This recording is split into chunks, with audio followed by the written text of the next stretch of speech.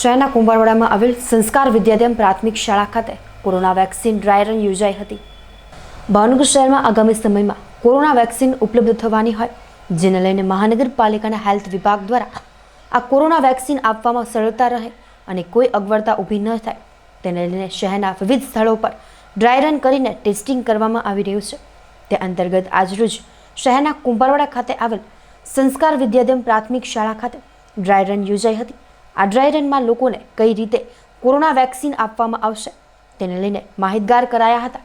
આ ડ્રાય રનમાં સ્થાનિક લોકોએ મોટી સંખ્યામાં ભાગ લીધો હતો।